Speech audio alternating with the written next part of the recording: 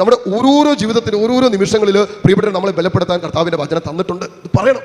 അതുകൊണ്ടാണ് കർത്താവ് പറഞ്ഞു, നീ സുവിശേഷം പ്രസംഗിക്കുന്നില്ലെങ്കിൽ നിനക്ക് ദുരിതം. ഇത് പ്രസംഗിക്കാത്തതുകൊണ്ടാണ് നീ ദുരിതത്തിൽ കിടക്കുന്നത്.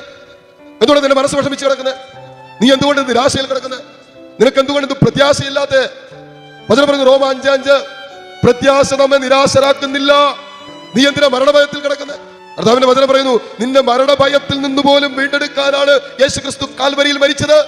എല്ലാത്തിനുള്ള വചനം ദൈവത്തിന്റെ ആത്മാവ് നമുക്ക് തന്നിട്ടുണ്ട്. ഒരു പ്രശ്നം വരുമ്പോ നാം നമ്മോട് സുവിശേഷം പറയണം. നീ വിഷമിക്കണ്ട, നീ ഭാരപ്പെടണ്ട, അവര് പറഞ്ഞോട്ടെ. നീ ചെയ്തതാണെങ്കിൽ തിരുത്ത്, ചെയ്തിട്ടില്ലേ കർത്താവിന് കൊടുക്ക്. യേശു കടന്നുപോയതല്ലേ ഈ പ്രതിസന്ധി? കർത്താവ് കടന്നുപോയതല്ലേ? ഈശോ തിരസ്കരിക്കപ്പെട്ടത്, യേശു ഒറ്റപ്പെട്ടത്, യേശു കാൽവരി കുരിശിൽ ബലിയായി തീർന്നത് അവന്റെ പാപത്തിനല്ല, അവൻ ചെയ്ത കുറ്റത്തിന്റെ പരിഹാരമല്ല, ഞാനും നിങ്ങളും ചെയ്ത പാപത്തിന്റെ പരിഹാരമാണ് യേശുക്രിസ്തു കാൽവരിയിൽ കുരിശുമരണത്തിൽ ഏറ്റെടുത്തത്.